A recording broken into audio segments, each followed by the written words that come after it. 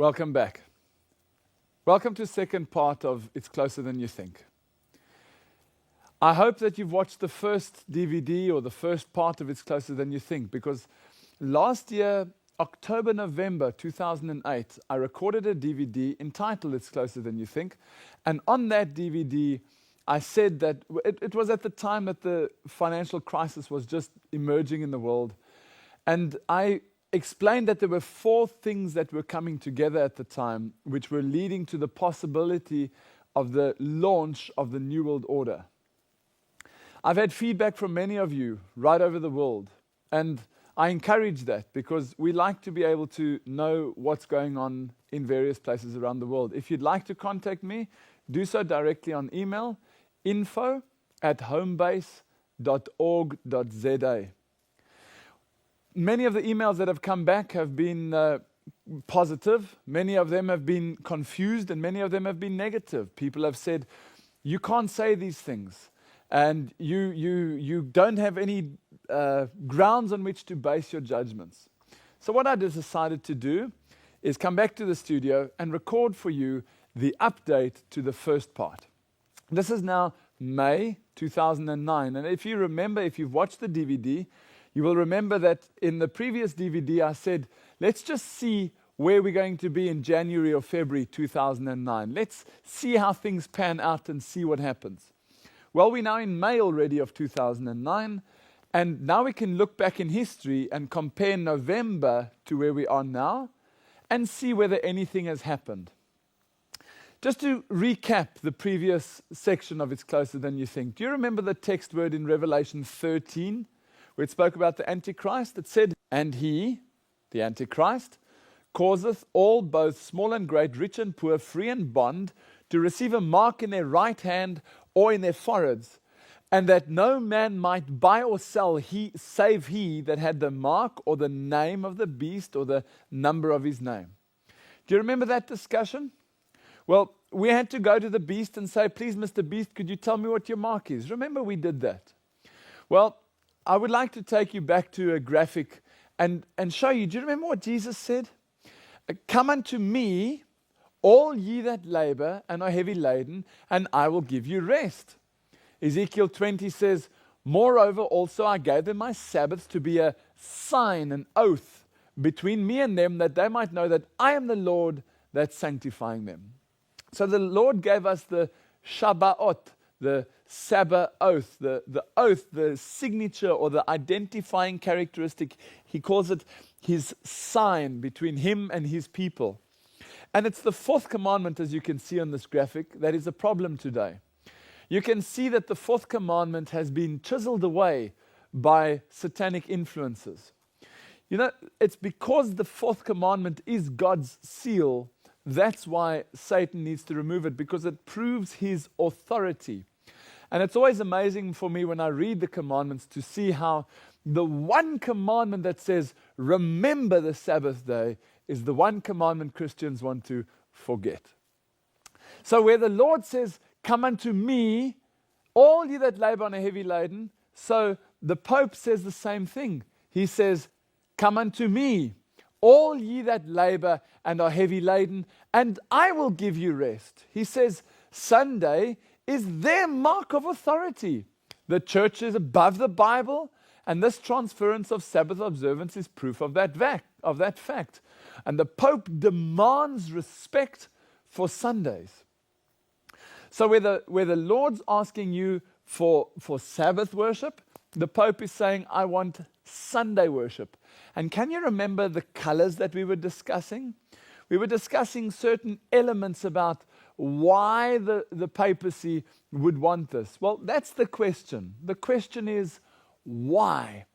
Why would the papacy call for governments worldwide to institute a Sunday law? Well, would you remember? Why would the papacy call for governments worldwide to put in civil legislation about Sunday law? Do you remember we looked at Jesus' colors, and Jesus had 3 colors? And then we looked at the Antichrist, and he had 2 colors? Well, here's a graphic looking down inside St. Peter's Cathedral, down towards Bernini's Canopy. And you'll see the red and the scarlet. In other words, I beg your pardon, the purple and the scarlet. And you'll see the scarlet, the cardinals are even sitting in the form of the Baal Hadad, right? That sun symbol that I've explained over and over in my lectures. In the middle there where the altar is, that's where the Eucharist would be. That's where the Baal Hadad, the center would be of the Baal Hadad. So the colors of the Vatican, besides the white and the gold and the black, etc., the colors of the Vatican are exactly what they are according to the Bible, purple and scarlet. Now, two questions I have. Number one, can you remember what color was missing? Can you remember it was the color blue? Now, everything that God has, Satan steals and he manipulates it for himself. And do you think Satan would be satisfied if Jesus, God's high priest, the Christ, has got three colors? Would Satan's high priest, the Antichrist, be satisfied with two colors? No, obviously not. So my question is, how is the Antichrist going to bring in the color blue? Do you remember what the blue stood for? It was for the obedience to the commandments of God. It was a symbol of obedience. So blue in the Bible is obedience to the commandments and the law of God. So if the papacy wants the blue, it's going to mean that he has to be subjective to the authority of God, which he can't do. So he cannot have the blue. But my question remains, how is he going to bring in the color blue? Do you remember blue laws? Well, I give you you can go and look in any encyclopedia you want, but I'm using a free encyclopedia, Wikipedia, that you can also go and have a look there. And you'll see that it says blue law. A blue law is a type of law designed to enforce moral standards, particularly the observance of Sunday as a day of worship or rest, and a restriction on Sunday shopping.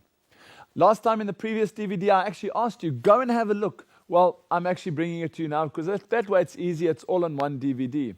So a blue law is a law governing restrictions on Sunday shopping, Sunday legislation, somehow to protect Sunday. Now, David Rockefeller had this quote, and he said, "This present window of opportunity during which a truly peaceful and interdependent world order might be built will not be open for too long. We are on the verge of a global transformation. All we need is the right major crisis, and the nations will accept the new world order." So what they need is the right major crisis. Now, how do they do that? That means they have to create the right crisis. If you want to make sure you get the right crisis, it means you have to create the right crisis. And if I take you to the the council, the Supreme Council of the 33rd degree of the ancient and accepted Scottish Rite of Freemasonry, you can see in the middle there is their slogan, Ordo ab Chaos, which means order out of chaos. There you can see the phoenix rising out of the ashes, which is the symbol of the order coming out of chaos. This is also the symbol of the coat of arms of South Africa, right? That comes from Hegel. Do you remember we discussed Hegelianism, the Hegel principle, which is you take thesis and you rub it against antithesis or antithesis. You rub them up and out comes synthesis. You take the blacks and you take the whites, you rub them together and out comes democracy. Well, that's what they did in South Africa, and that's what they do, ordo ab chaos. So they have to create the right chaos in order to manipulate the system to bring the right type of order. Now, I would like specifically for the South African audiences to give you some background before we look at the wider audience. Let's look at, well, we've just been through an election process in South Africa. And we have a new president coming in, Jacob Zuma. And it's critical that we have a look at what is the belief system. What does Jacob Zuma promote? Well, directly after 1944, certain elements started to come in which weren't there as openly as before. 1994 was the date that the white government handed over to the black government. Here's a quote from 2001. Address by Deputy President Jacob Zuma, 18th of January 2001, and I'll highlight the words for you that you can see them. Africa is staking a claim for its full participation in shaping of a new world order, right? To show you that even in little South Africa, that message is also being preached. And it wasn't just in 2001 that he said it. Here's another example in 2002 where he promoted the same idea. As you can see, it's quite small writing, so I'll zoom in for you. This is the 23rd of January, 2002. Mr. President, our friendship is also strengthened by our common pursuit of a new world order that is just, fair, and peaceful. So again, Mr. Zuma saying that one of the main objectives in his role inside the leadership of South Africa is to bring South Africa into the new world order. When Thabo Mbeki became president of South Africa, one of the first things he did, as you can see from this BBC News article, is that he called for a new world order. You can see underneath the picture, it says, the new president of South Africa, Thabo Mbeki, has called for a new world order responsive to the needs of the poor. So he's calling for a new world order, one of the very first things he did. And then that was on June 25th, 1999. A little bit later, in 27th of August 2002, 3 years later, he called again. Read this with me. Mbeki calls for a new world order. In today's rap, Mbeki calls for a new world order, Cheney bangs the drum, etc., etc., and Chief Rabbi issues a warning to Israel. So Thabo Mbeki, the president of South Africa, calling, we need a new world order. We need a new world order. Right.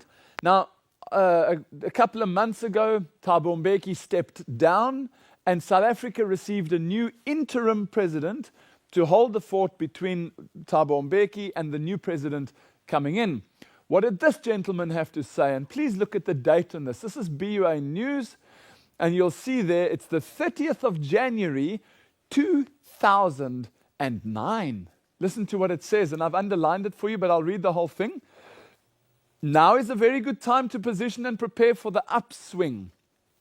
The African continent has been least affected by the global financial crisis, he said, adding that after the global recovery, listen to this, after the global recovery, there will be a new order. We hope that this development is embraced constructively by the developed world. Listen carefully.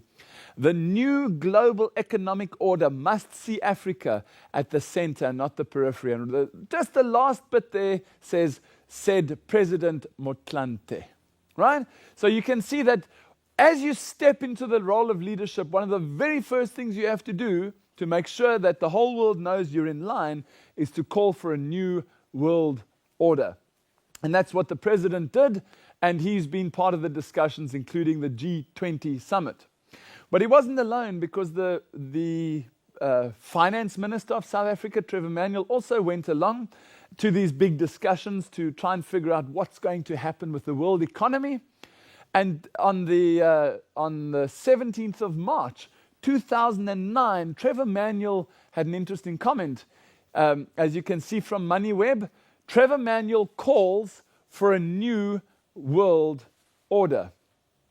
So over and over and over, the leadership of South Africa are making the noises about a new world order. Now, I hope that from just the one DVD that you had, It's Closer Than You Think Part 1, I hope that you are able to see and realize that this is not conspiracy, this is fact.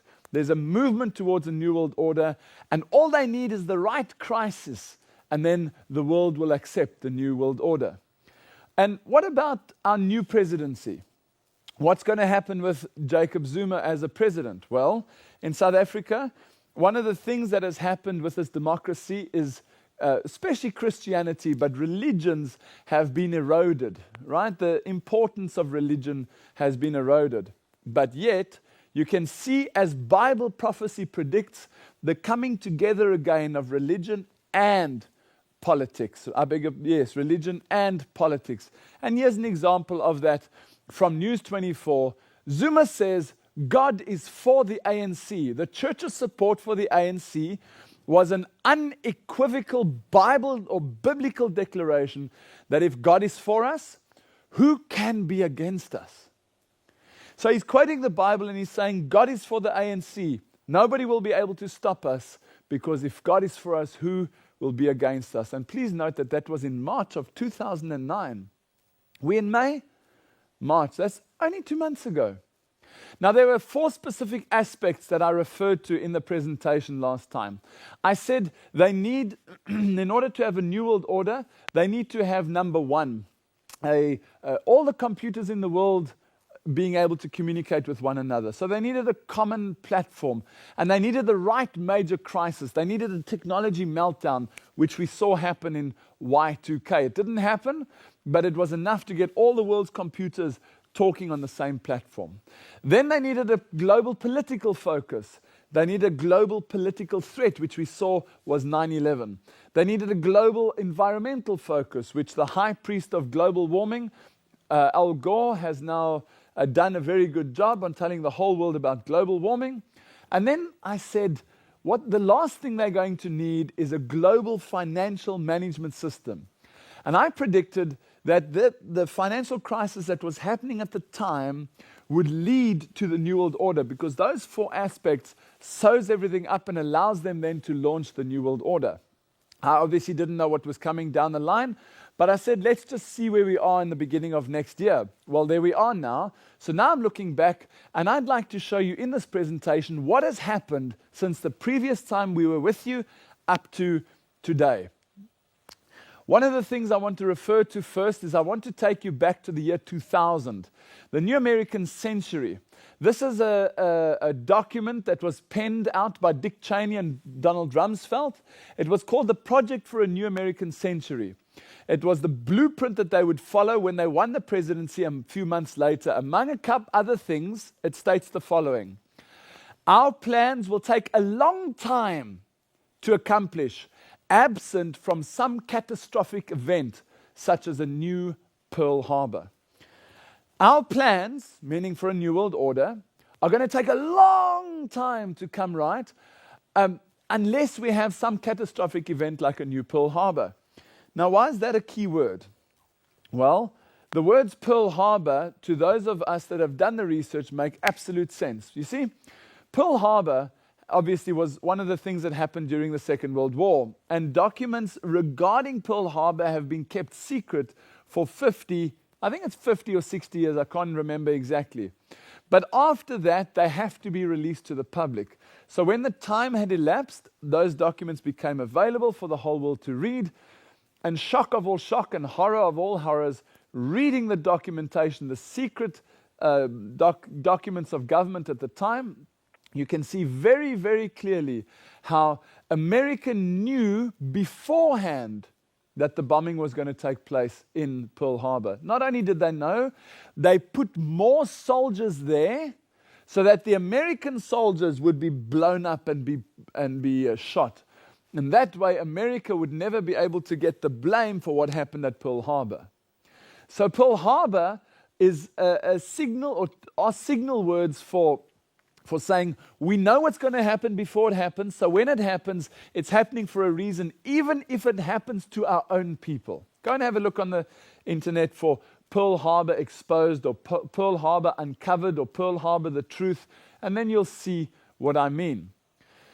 Now, just about the time of the financial collapse, in fact, as you'll see from the next article, October 6, 2008, there was something came up in the news.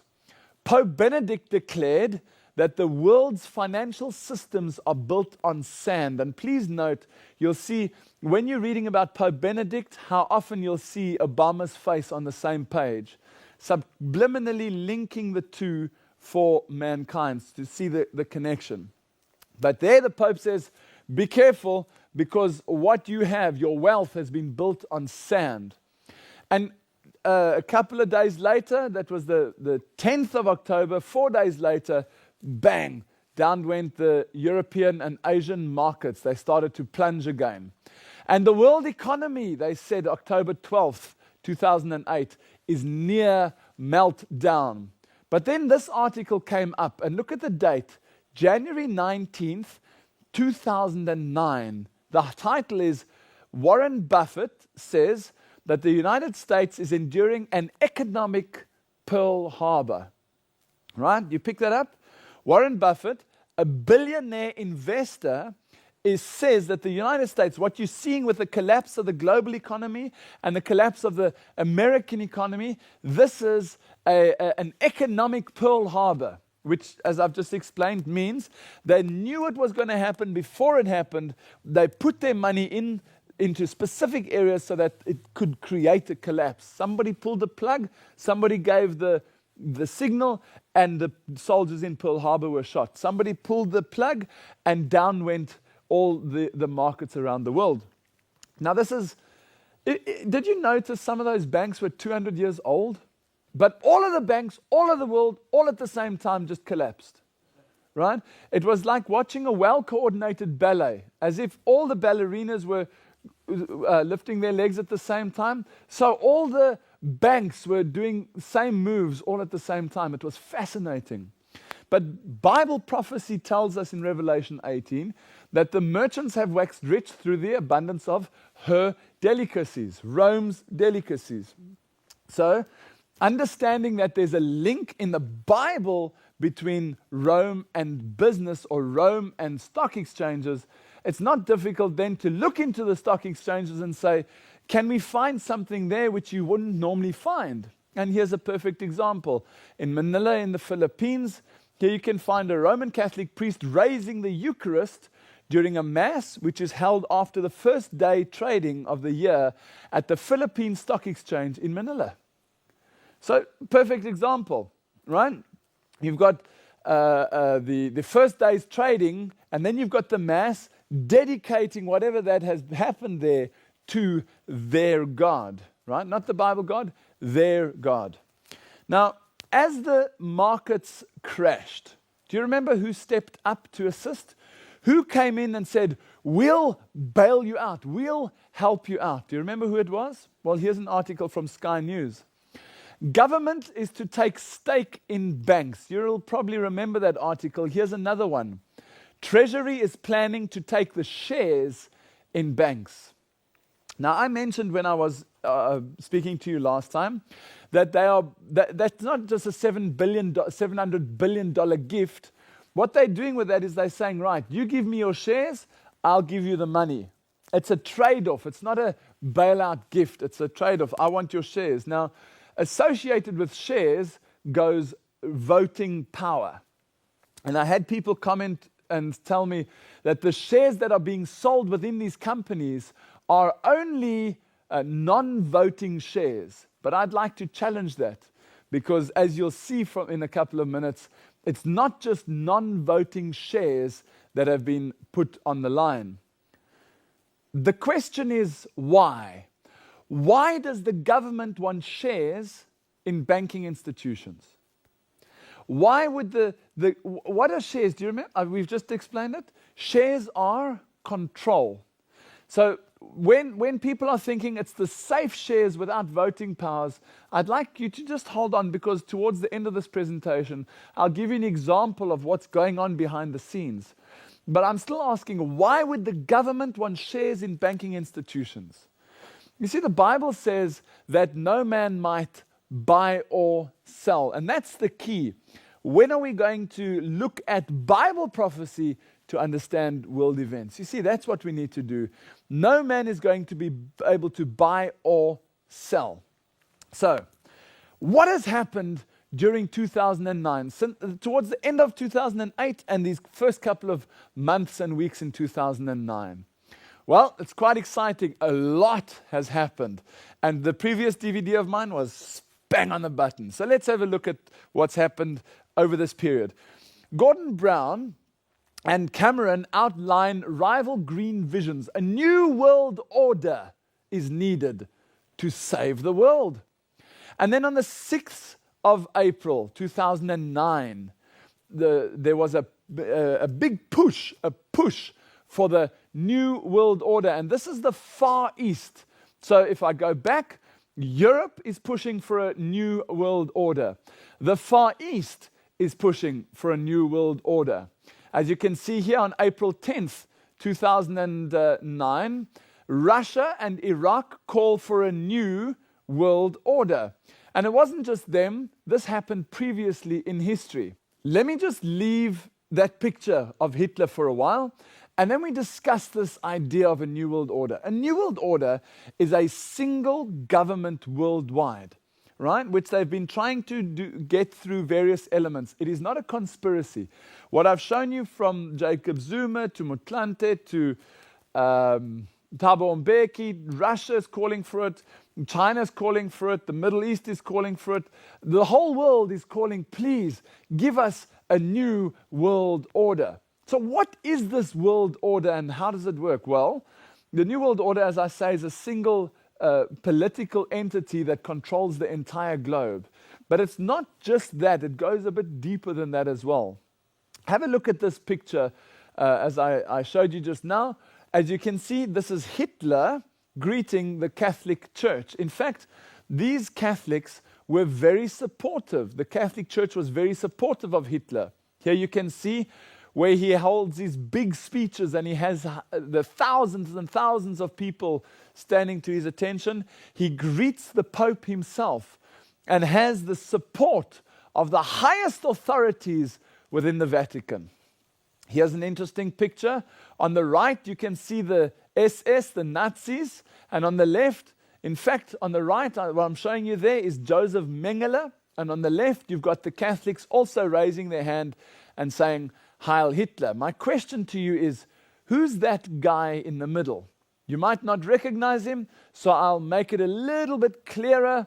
That man in the middle was a young man called Joseph Ratzinger, who now today is known as Pope Benedict XVI.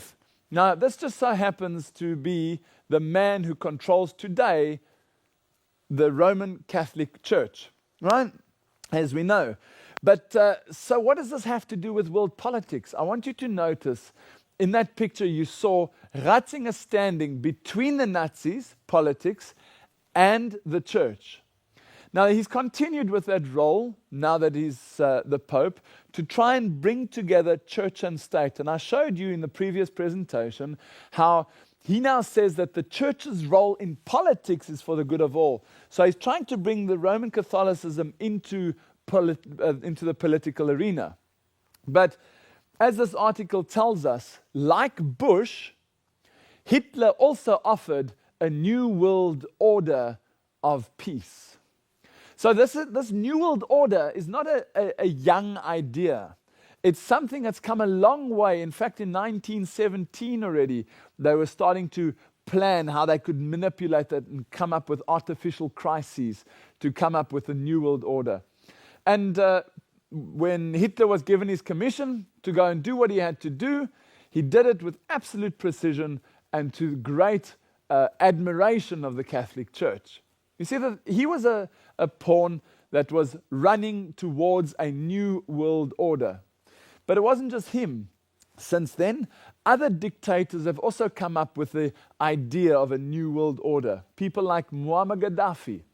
Saddam Hussein he called for it. All over the world there's this calling for a new world order. But what is it about a person like Hitler, a dictator, that they need in order to become successful in their role? Well, number one, they need to be charismatic. Number two, they need to somehow be different to the normal people.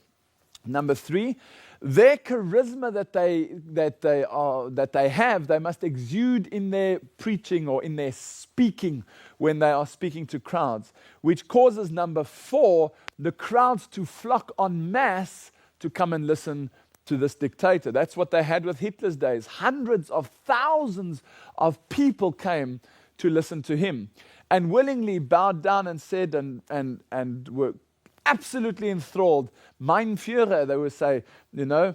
And these are ideas which, if you look at the TV today, you can see again. When Barack Obama is speaking, hundreds of thousands of people crying their eyes out because their leader has come, their savior, and almost like a God on earth.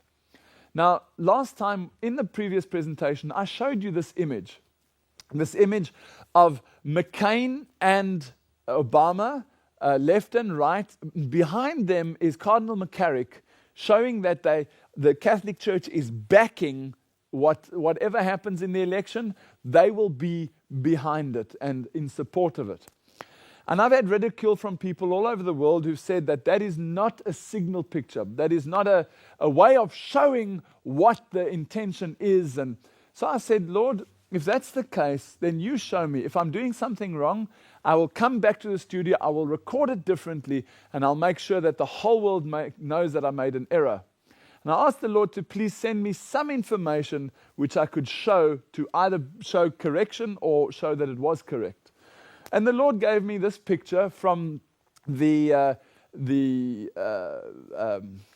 presidential election, the race that was on at the time between Al Gore and George Bush. There you have the picture I've just shown you between McCain and Obama.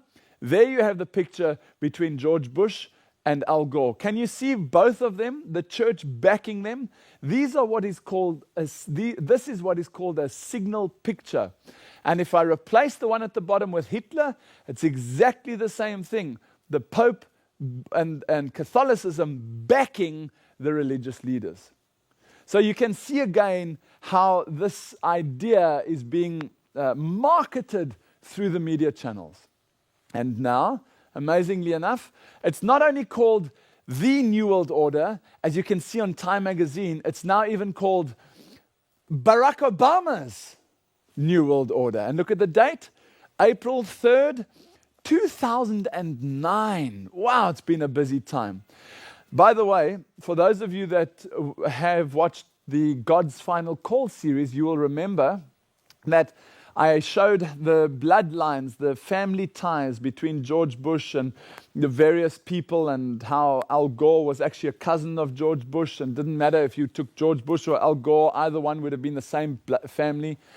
Well, you won't believe it, but maybe you will. Read this article and you'll see that BBC News explains that Obama is a distant cousin of George Bush.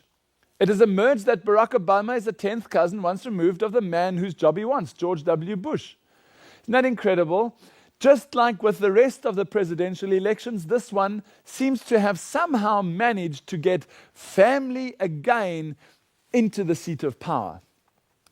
And what happened in London at the G20 summit? This is the group of 20 industrialized nations that are coming together to discuss how to further the world's economies and produce more money and affluence and help the poor. Well, at the time of the G20 summit, the crash had happened 4 months before that, 5 months before that. So when they got together in April, end of March, beginning of April it started, for those 2 or 3 days in London, the main agenda was about this financial crisis. And as you can see from Yahoo News, quite clearly, the decision was that the G20 is going to order spending to usher in the New World Order. So the decision made at the G20, what I was saying last year is I was saying the last thing they need is a financial crisis. Once you have the financial crisis, you can then get a group of people somewhere in the world to come up with legislation, to put enough money together to start the New World Order. And that's exactly what happened on April 3rd. Right? You can see from brisbanetimes.com.au that the G20 was even planning the New World Order. This video clip is probably the easiest way. Instead of me saying they made an announcement, or Gordon Brown came and said the following will be happening, I can just show you the video clip and then you can make your own mind up what he says. Listen to how he explains a new world order as a result of the financial crisis and as a result of the discussions they're having at the G20, where Trevor Manuel was calling for a new world order, the same thing. Now Gordon Brown actually gives the announcement. Listen to this. As well, for the first time we have a common approach round the world to cleaning up banks' balance sheets and restoring lending. We are engaging in a deep process of reform and restructuring of our international financial system for now and for the future, and we have maintained our commitment to help the world's poorest, and we have put more money aside for that and also for a green recovery. These are not just a single collection of actions. This is collective action, people working together at their best. I think a new world order is emerging, and with it the foundations of a new and progressive era of international cooperation. We have resolved that from today we will together manage the process of globalization to secure responsibility from all and fairness to all. And we've agreed that in doing so, we will build a more sustainable and more open and a fairer global society. Did you hear what he said?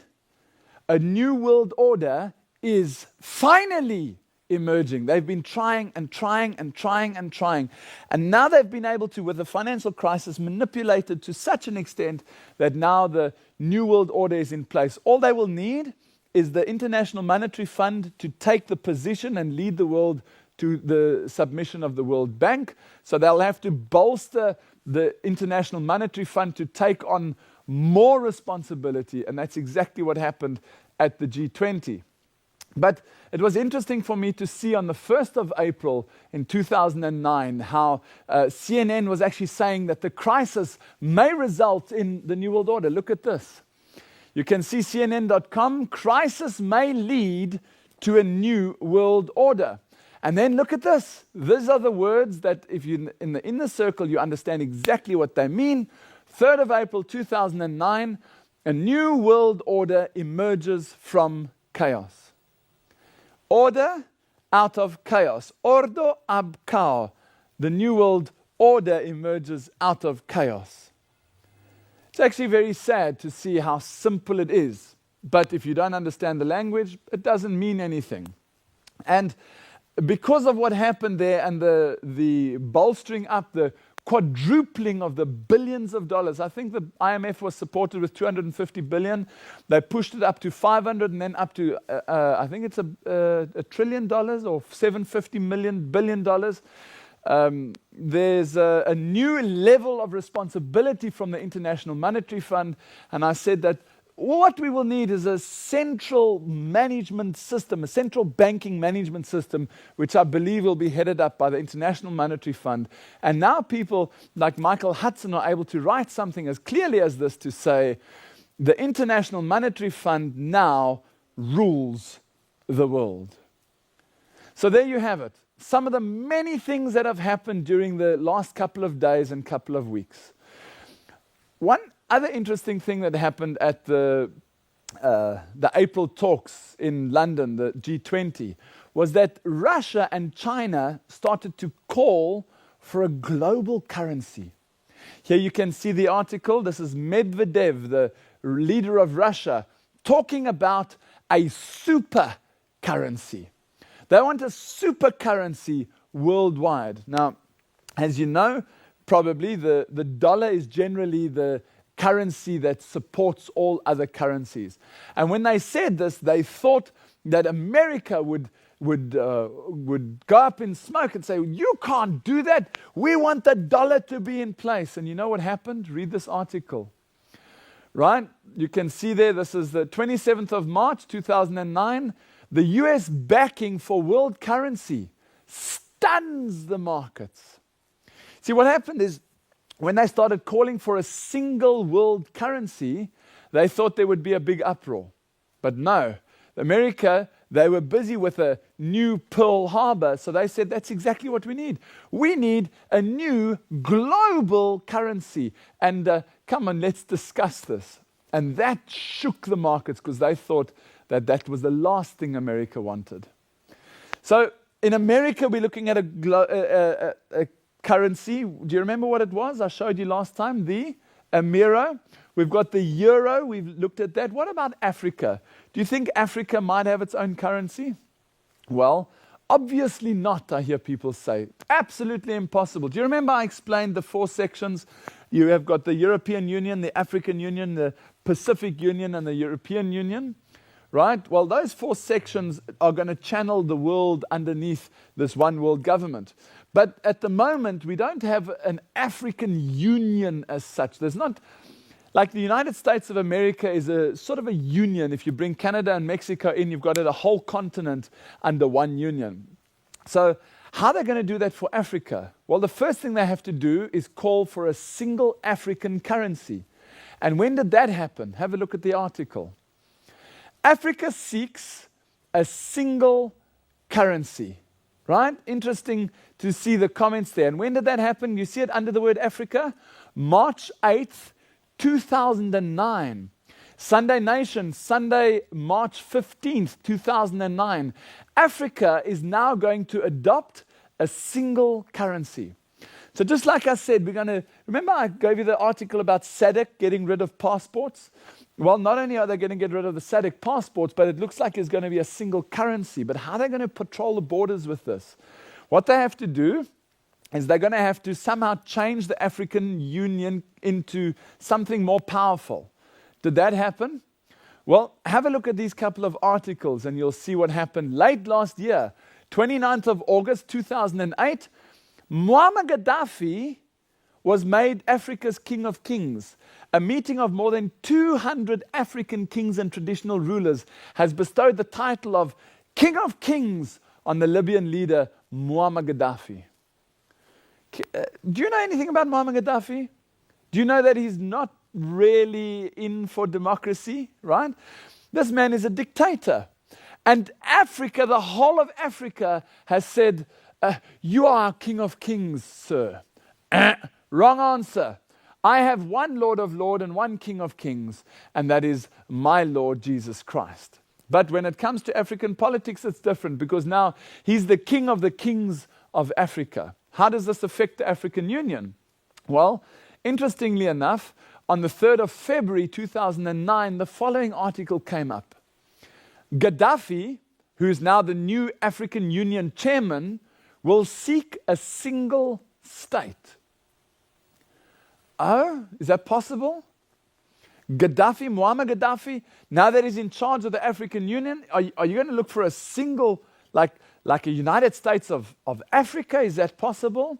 Well, read the next article with me and you'll see this happened on the 2nd of February this year. African leaders strike a new deal on a union government. Listen to these words. The African leaders agreed to disband the African Union Commission and create a more powerful African Union Authority to act as a temporary union government as efforts are made to create a sovereign, listen, United States of Africa. Wow, there you go. Unbelievable. Bible says the whole world will give their power over to the beast. And this is what's happening. You've got to get everyone channeled together. Let's look at a different section of this article. Down at the bottom, it says, we are now moving closer to the formation of a United States of Africa.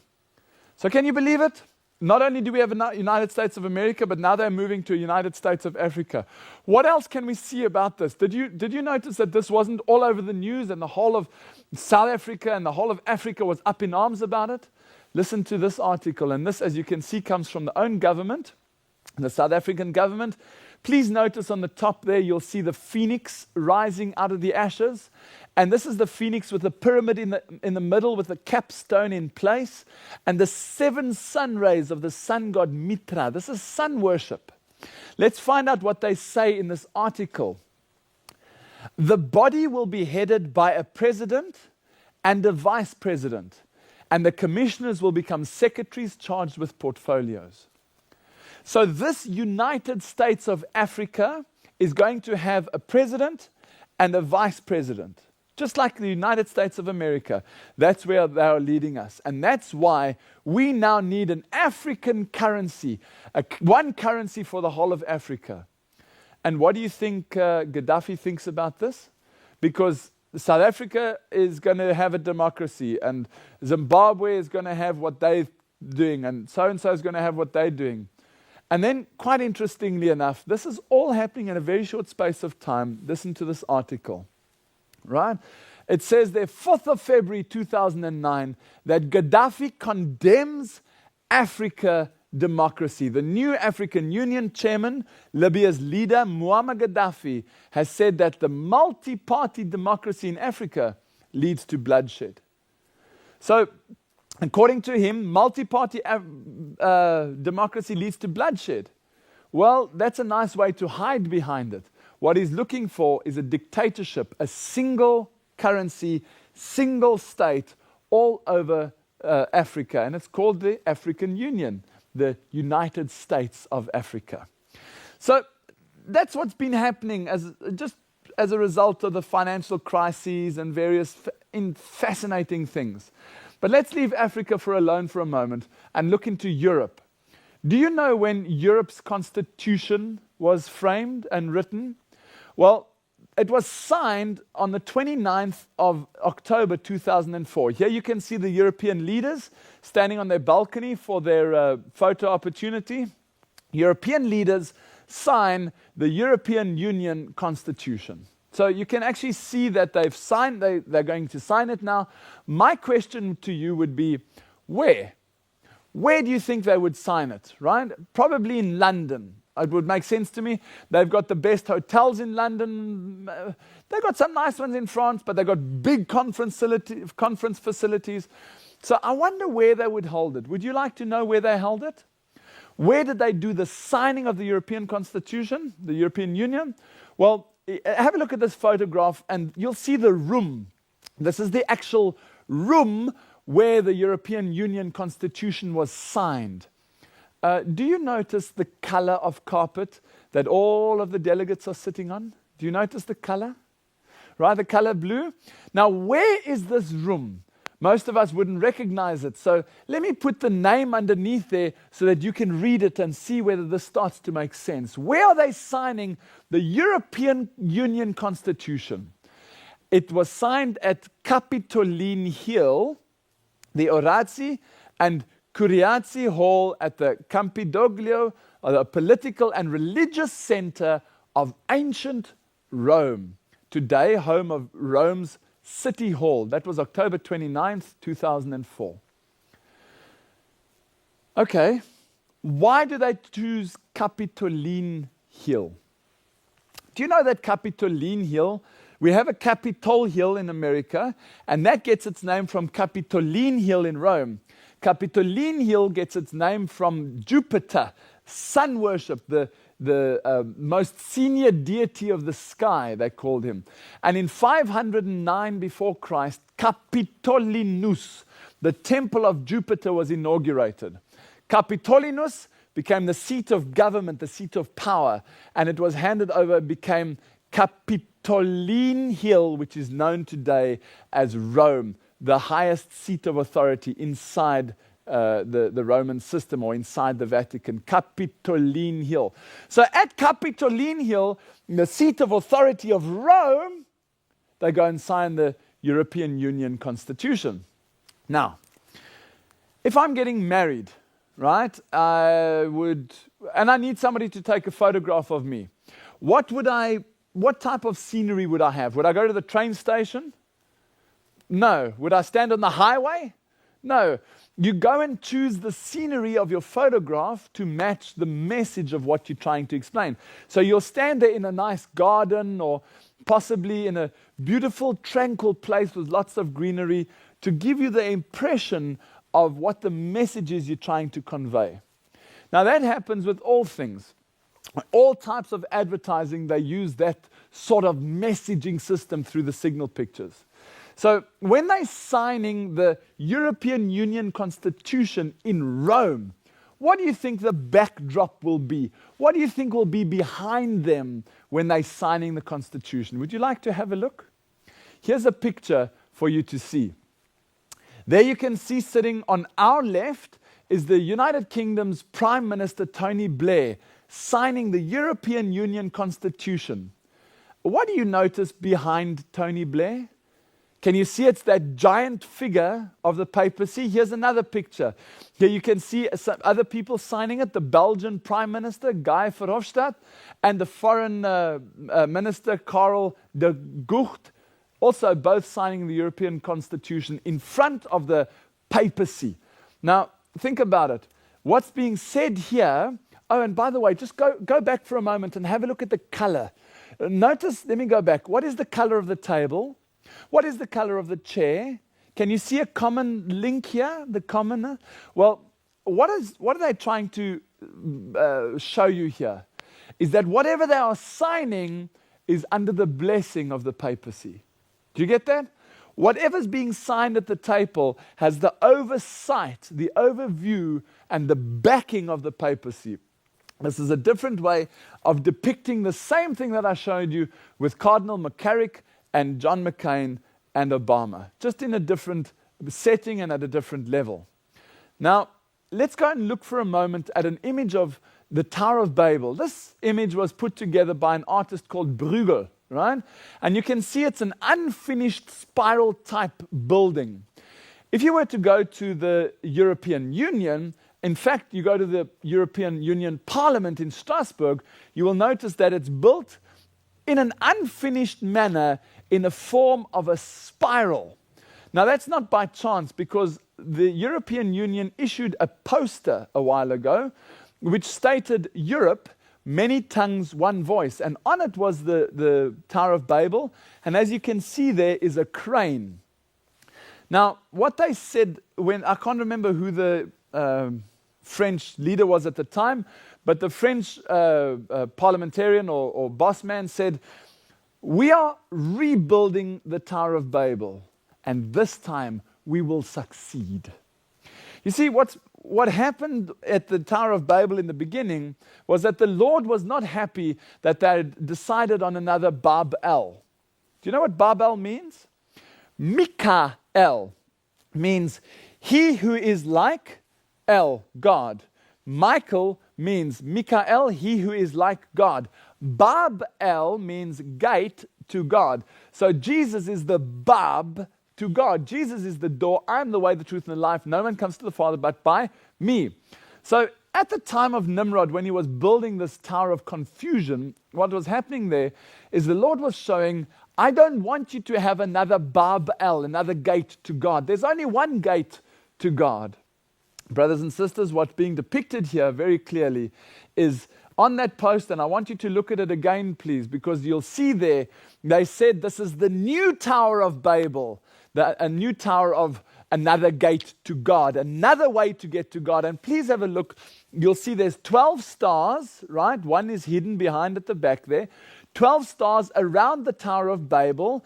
And look at the stars. They're in the form of the goat of Mendes. Can you see the horns, right? And the ears and the face of the goat. Now, Europe, many tongues, one voice. Can you see that this is the inverse of what happened at the Tower of Babel?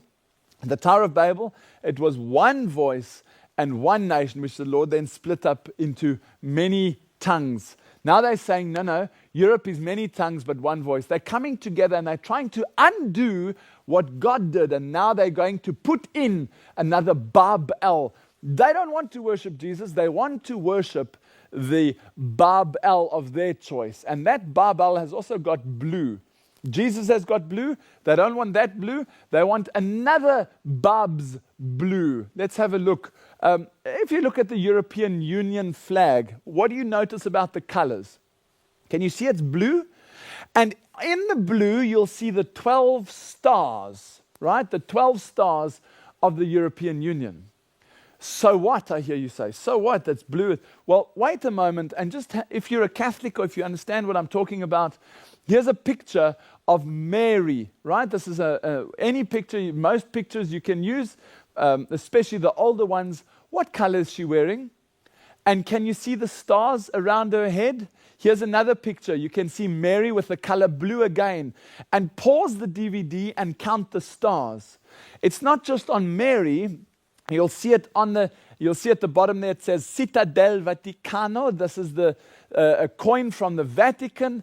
And count the number of stars on your TV screen or on your computer screen, and you will see that there are 12 stars and the color blue. Now, this is not God's blue. This is a different blue. This is the Antichrist bringing in his blue law. Now, what about the European Union? I've shown you where they went to go and sign in the Constitution. But what about modern day? What's going on at the top of the European Union? Well, have a look at this article and you'll see that it's the 13th of January last year. Tony Blair kicked off his campaign to become the European Union president. And not only did he do that, but later on, this is February 2009, the 8th of February, a year later, President Blair, the former Prime Minister, is now set to become the European Union chief as Sarkozy, the French president, battles to win him the post. There's a movement to try and put this man, this Prime Minister, this ex-Prime Minister, into the position as European Union head. Remember, we've already got a dictator in the form of the African Union head. Now we're looking for the European Union head, and we need to wonder, who's this going to be? Well, have a look at the Canberra Times, what they say. That 15th of December, I beg your pardon, last year, 2008, they came out and told us that Blair was actually a secret Catholic at number 10 Downing Street. He wasn't a Protestant like he claimed to be, he was a secret Catholic. And then 22nd of December 2007, what had happened then was Tony Blair had joined the Catholic Church. Former Prime Minister Tony Blair left the Anglican Church and has become Roman Catholic. And now you can see here what is written so clearly. Look at the date, February 6th, 2009. Wow, they've been busy this last 2-3 months. At last, Blair is free to do God, and America loves it. And note the colors on Barack Obama's wife's dress. If you understand the signal pictures, you'll know what I mean. Just have a look again at the graphic, and then I'll carry on. Can you see the blue? Right? Again, linking the European Union and the authority of blue back to the political powers around the world. Revelation 17, verse 12 to 3 reads as follows. The 10 horns that you saw are 10 kings who have not yet received a kingdom, but who for 1 hour will receive authority as kings along with the beast. They have one purpose and will give their power and authority to the beast. What does this mean? Well, let me explain. When the Lord gave us guidelines to govern every aspect of our lives, how many did he give us? 10. Do you remember? And in the statue of Daniel, when you get down to the toes, those represent the entire world. How many toes are there? 10. The number 10 biblically represents completion, or in the entire coverage, in other words. So what the Bible is saying here is those 10 horns, and let's go and read it together again. The 10 horns you saw are 10 kings who have not yet received a kingdom. What the Lord is trying to explain here is that in the world, there will be at the end of time, the whole world will be waiting to receive power. Now, I am an employer.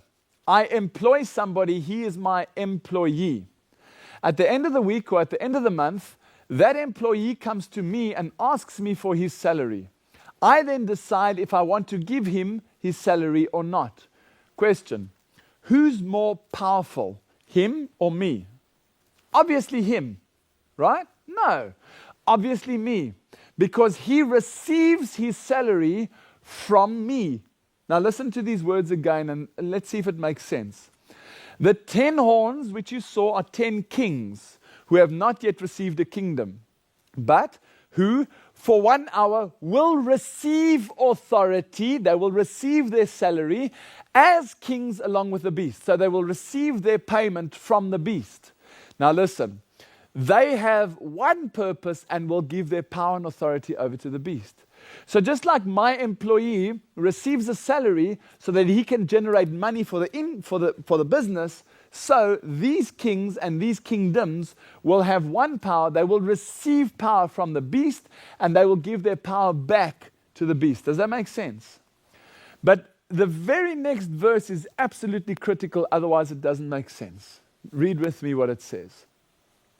These shall make war with the Lamb, and the Lamb shall overcome them, for he is the Lord of lords and the King of kings. And they that are chosen with him are called and chosen and faithful. You see, the question here is, what's going on? Why are they fiddling with this blue, the Sunday law? Why are they writing the Constitution? And what's all this blue stuff? you've got to realize that the Bible is warning that there will be a war against the Lamb. This is not our war to fight. This is Jesus' war to fight. We are his people to show the world the character of Christ. That's our role. And to spread the gospel of truth all over the world.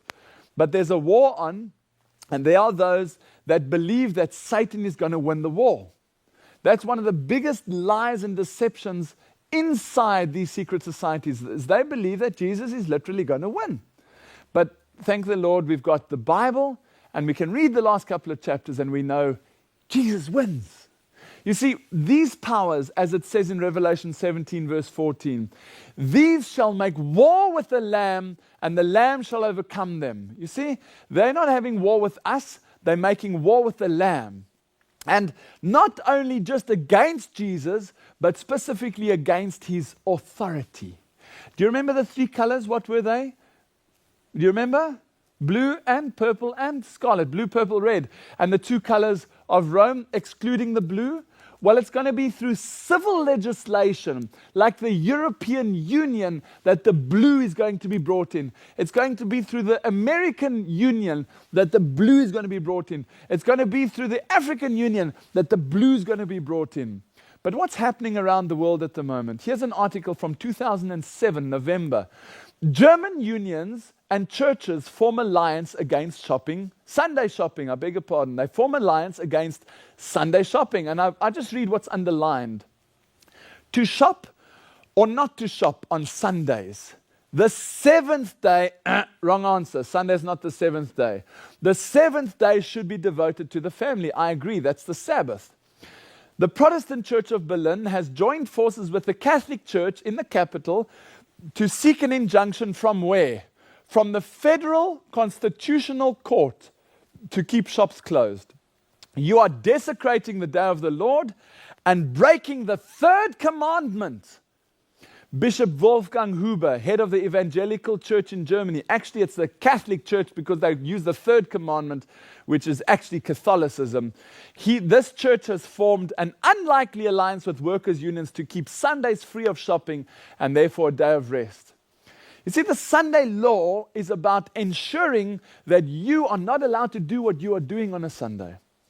A friend of mine was preaching this message in Germany a couple of weeks ago, actually a couple of months ago now, and two people in the audience came up and told him, and unfortunately he had to leave immediately, so he didn't get a copy of it, but these people actually had received 130 euro fines for fixing their roofs.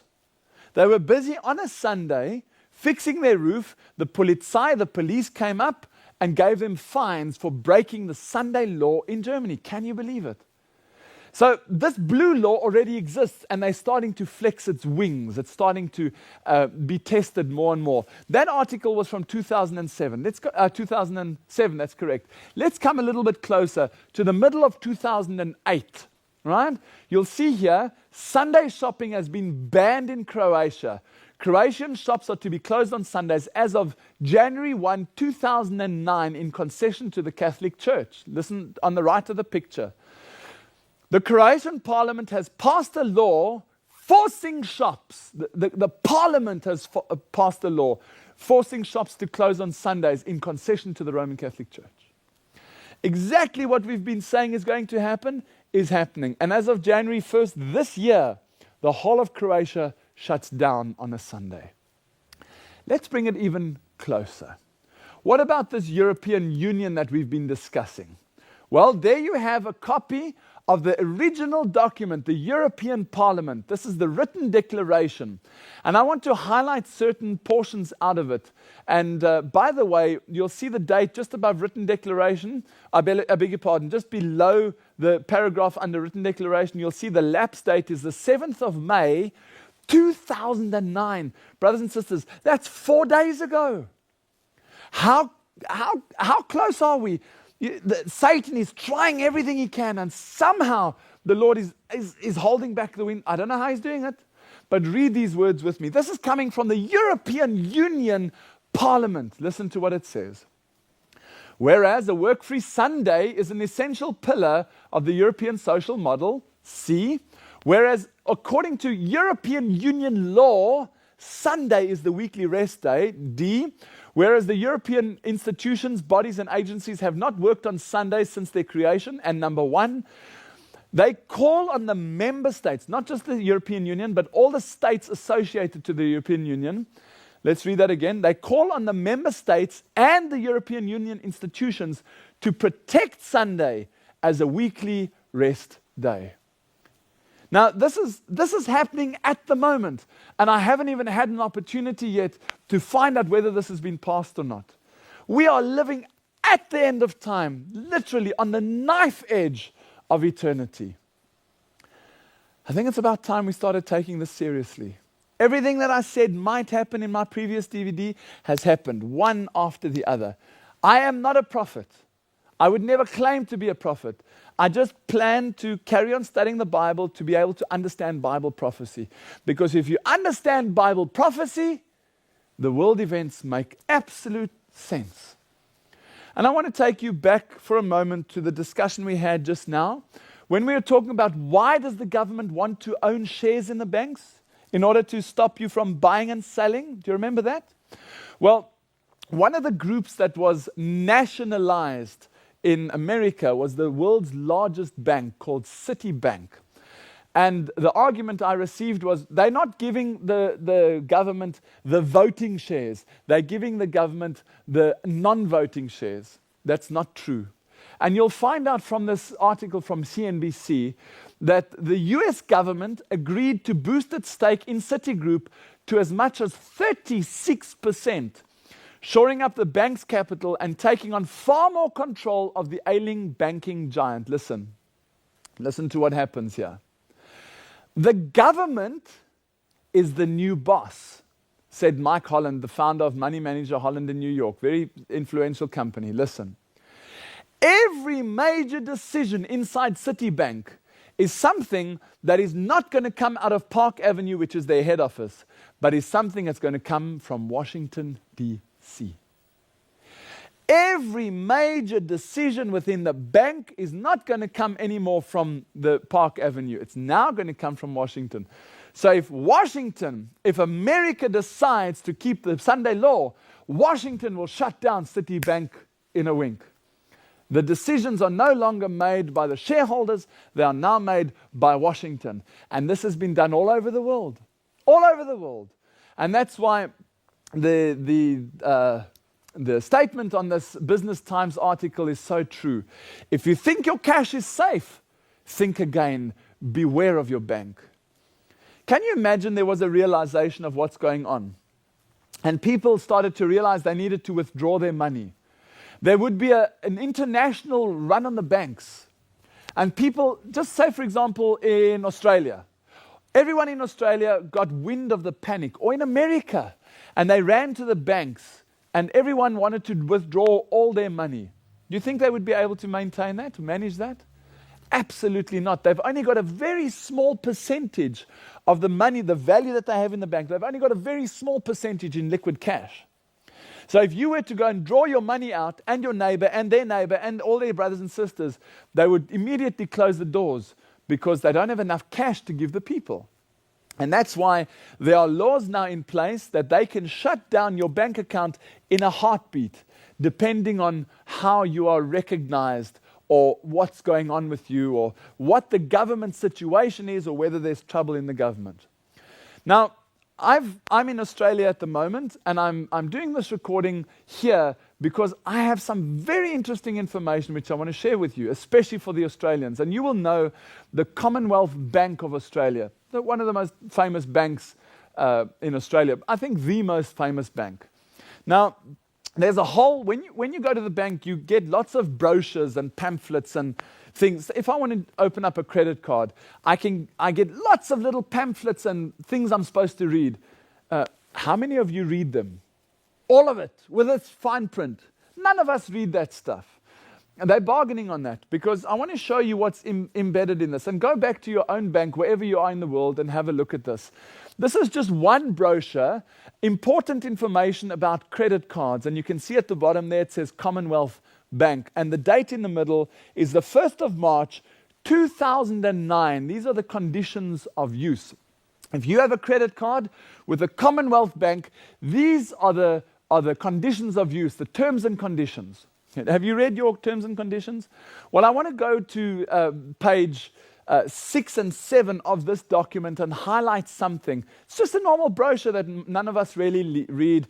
You can see there at the top it says code and then device, disclosure date, the EFT code as you're going down the left, electronic equipment, and go down then to the other side, hour, and then password, PIN.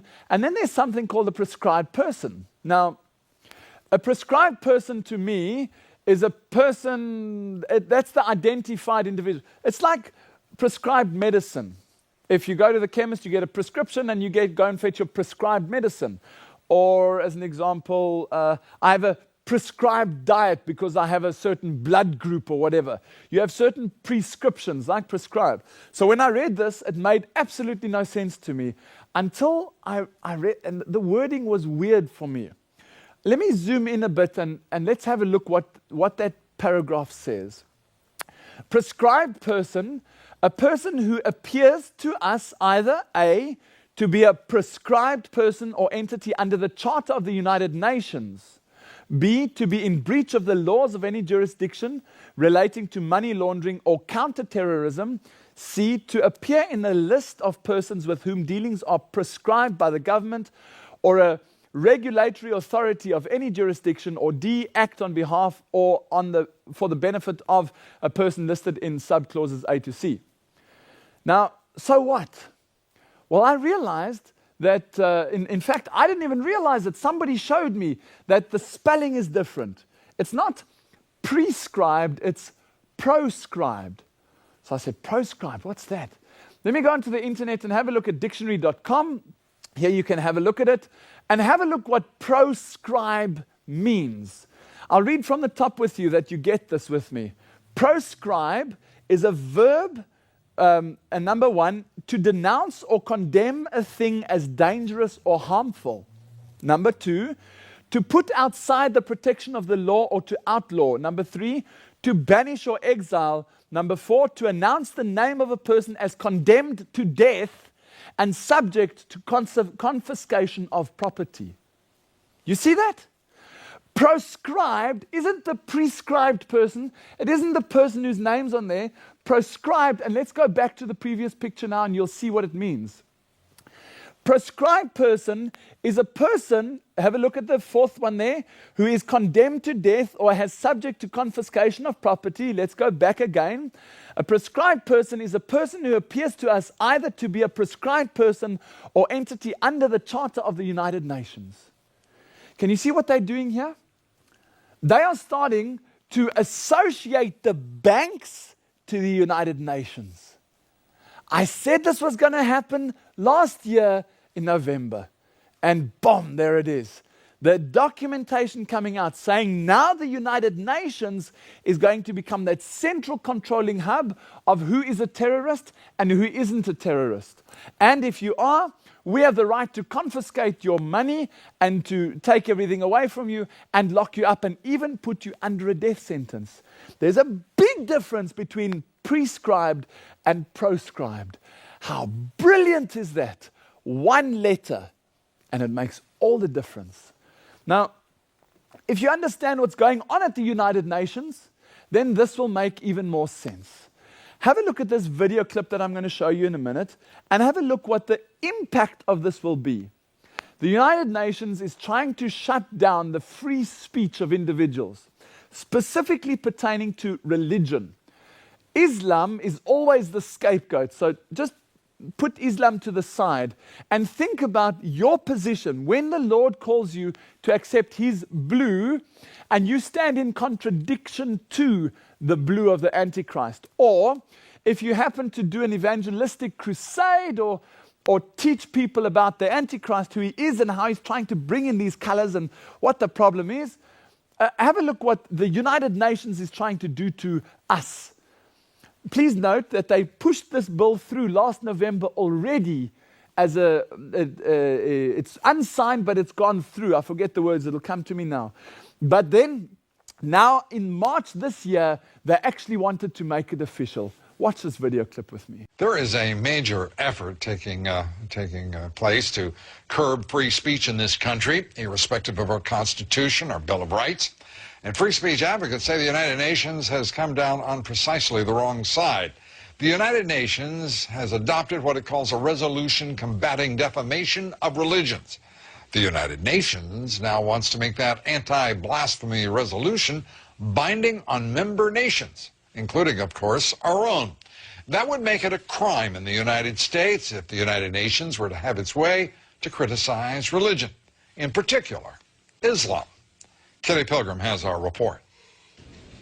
The UN General Assembly is considering a binding resolution urging member states to make it a crime to criticize Islam. What they would do would be to make it illegal to put out a movie or write a book or a poem which somebody could say was defamatory of Islam. The so-called anti-blasphemy resolution would call on governments to pass their own laws to determine what can be said about religion in public.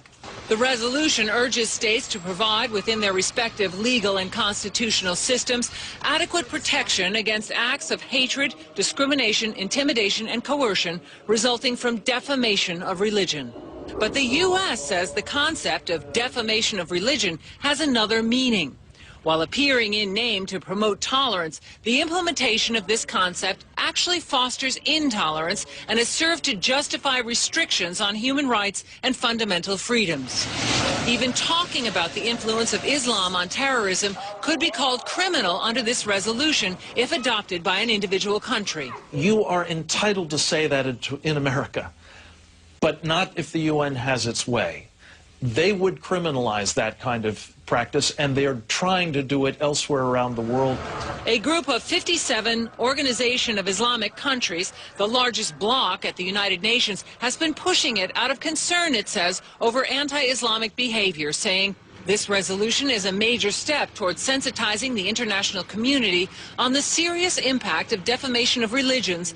Last December, the General Assembly passed it as a non-binding resolution. And this year, a binding resolution is expected to be introduced as early as March. Human rights activists say its influence is already being felt. There have been a number of prominent cases, most recently in India, for instance, the editor of a newspaper was charged for reprinting an article that had initially been printed in the UK. While the article mentioned the three major religions, Christianity, Judaism, and Islam, the editor was arrested for, quote, hurting the religious feelings of Muslims. Did you hear that? They want to pass it, or it already has been passed as an unbinding resolution in December. Now they want to pass it as a binding resolution, right? And all member states of the United Nations are going to enforce that you will no longer be able to speak against any other religion. We don't want to speak against any other religion. We just want to speak Bible truth. And the whole world is going to have to make a decision whether you're going to accept the blue of Christ or the blue of the Antichrist. Can you see the urgency in why these DVDs have to go out all over the world? Spread them like the leaves of autumn. Get the message out. Because if they're locking up editors of a newspaper just because he's reprinting something that was already, he doesn't even come up with it himself. He's just reprinting something. That means books like The Great Controversy, that means DVDs like this will be banned possibly even this year still. The urgency is like it's never been before. I'd like to take you into the Senate for a moment. How do they pass these bills? How do they get these bills through, something as ridiculous as the one you've just heard at the United Nations? Well, in order to understand that, I want to take you into the Senate, and I want you to watch a senator reading out one of the bills. This bill is specifically HR 8791. Go and find it on YouTube. Go and find it on Google if you want to. This bill is passed, but before it gets passed, the senator has to read it out, and then they're allowed to take a vote whether they want it in or want it out, etc., etc. Just listen to the wording of this bill, right? When you're listening, this is the first time the senator is reading it. And you'll find that a whole lot of the information is sensitized because it's the Homeland Security and Anti-Terrorism Bill. So there's a whole lot of information which he says, oops, sorry, that's classified. But I want you, and I'm going to ask you now already, once you've watched it, go back and watch it again and go back and watch it again. You'll hear there are things such as, this is a bill to protect against flesh eating. You'll see that there's things in there about the outbreak of certain classified, etc., etc. Just listen to the words of this. I'm going to try and let it play all the way through, but if I have the inspiration to stop, then I'll have to stop it just to tell you something. But one other thing I want you to look for is that the senator gets to a point where he is reading through this bill and he says, oh, right? I'm not going to repeat the words because it's blasphemous, but just listen to the surprise in his voice when he sees what he's not allowed to read. We don't know what's in there, but you can just imagine. Listen to this bill. Congress shall now vote for approval of H.R. 8791, the Homeland Terrorism Preparedness Bill. Said bill requests emergency response funding up to and including, this section is classified, dollars to prepare for a national level terrorist attack and or attack from classified. Funding for first responder personnel and vehicles would be doubled if said attack leads to more than 80% of national population being affected by classified. This funding shall commence in conjunction with the first attack on classified or the first large-scale outbreak of classified, dependent upon which comes first. Civilian and military units shall be trained in containment and combat of classified, including irradiated classified, with possibility of classified airborne, classified flesh-eating, classified, and or all of the above in such event as classified spewing, classified escape, are released or otherwise become uncontrollable. Air Force units may also be directed to combat said classified due to their enormous size and otherworldly strengths. Did you hear the wording there? Due to their enormous size and otherworldly strengths. So what they're preparing for is not from this world. They are preparing for something else, right? Bigger than what we are normally dealing with. And if you just put the word swine flu and avian flu, etc. in there, it makes absolute sense. But listen now what he says to the breakout of the urban something or other that's worse than your worst nightmares. Listen. Should event occur in urban areas? Jesus. That's classified, far surpassing our darkest nightmares. Should casualties exceed classified, body disposal actions shall be halted and associated resources shall be reallocated to classified underground, classified protected birthing centers. A new Bill of Rights shall be drafted and approved by classified. Having now reviewed the bill, I ask you to please cast your vote. Can you see how it works? That's in the Senate. He's so shocked what he's reading. He can't. No. We're past our worst night. What are they preparing for? Right? There's something going on. Well, in America alone, there are over 600 concentration camps. I've given you photo footage of this already previously, but I've never given you video footage of the concentration camp until now. Now I have video footage of an Australian concentration camp which is up and running and fully manned, fully operational, and yet standing empty. Look at this. Refugee advocates have savaged Australia's giant new offshore detention centre, calling it over the top and a waste of taxpayers' money. Despite claiming a more humane asylum seeker policy, the Rudd government says it still plans to use the $400 million Christmas Island facility. Is this state-of-the-art for dealing with asylum seekers or an inhumane, scandalous waste of $400 million? The centre is totally over the top. The security is extraordinarily harsh. Last week, the Rudd government took Amnesty's Graham Thom and other leading refugee advocates on the 5-hour flight from Perth to Christmas Island to inspect our new immigration detention facility. They've now written to the minister calling the centre extremely harsh and stark, the centrepiece of a policy that is unfair and potentially harmful. This is the environment that drives people to eventually go on hunger strikes, to sew their lips together, to jump off buildings. It was built by the previous Howard government.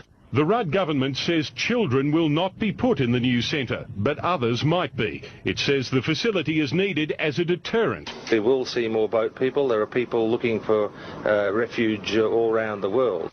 In fact, refugee advocates expect the Christmas Island facility will only be used occasionally, if at all. Even idle, it will cost taxpayers $9 million a year just maintaining it. $400 million white elephant that they're not going to use because it is just too harsh. Did you hear the figures? It cost the the Howard government $400 million to put in this concentration camp. And it costs them $9 million a year just to maintain it. And it's standing empty. What for? Because it's fun? No, there's a plan going on. You know that there's one concentration camp in Alaska which is said to hold 2 million people? These are big, big places. And it's about time that we realize that the final events are right in front of us. You know that in 2007 already, the FBI started putting together the database, their final biggest database? Listen, the FBI prepares vast database of biometrics. The $1 billion project is to include images of irises and faces. They will be able to determine people and recognize people just walking through an airport from the face scans and the iris scans, which we already know are available, but not on a worldwide scale. This is something which they're putting in for worldwide control. This is part of the new world order that we've been speaking about over and over and over and over. Now today, I don't have to prophesy anymore. I can just click a button and you can see it today. It's history. Today, my brother and my sister, you have two choices. You can either accept the Antichrist's blue Sunday law, or you can accept Jesus Christ's blue Sabbath law. Blue you will accept. That's a given. But are you going to willingly say, Jesus, I love you, and if you love me, keep my commandments? That's what he says. So if you love him, you keep his. Or are you going to reject it and literally accept the frontal lobe decision of accepting the blue Sunday law? This world has literally got nothing left in it. There is nothing left for us here. The only solution we have is Jesus and heaven. Brothers and sisters, work, work, and work while there still is time, because time is almost finished. Listen what she writes in Christ Object Lessons, page 69. When the fruit is brought forth, and she's quoting from Mark 4, verse 29, when the fruit is brought forth, immediately he will put in the sickle because the harvest is come. What fruit, Lord? Tell us. Christ is waiting with longing desire for the manifestation of himself in his church. When the character of Christ shall be perfectly reproduced in his people, then he will come to claim them as his own. Christ is waiting for himself to be reflected in his church. You just look into the church at the moment and you'll see there's a problem. The church does not reflect Jesus Christ. He's going to shake it, he's going to clean it, and he's going to purify to himself a peculiar people. But just like she wrote in Testimonies, volume 9, the agencies of evil are combining their forces and consolidating. You can see it now in the news. They are strengthening for the last great crisis, and the great changes are soon to take place in our world, and the final movements will be rapid ones. One influence is working for the purification of the church, the other for the corrupting of the people of God. Although there are evils existing in the church, and there will be until the end of the world, the church in these last days is to be the light of the world that is polluted and demoralized by sin. God's church is supposed to be the light of the world. Jesus says, I'm the light of the world. You are the light of the world. And he wants us to reflect his character and his nature. Brothers and sisters, the Sunday law is coming. Please understand, we are closer. Just the 4 or 5 months that have gone between the last time I spoke to you and now, 6 months. In the last 6 months, you can see how busy they've been. Where are we going to be in a year's time? Please don't waste time. The Sunday law is closer than you think. Thank you for your time.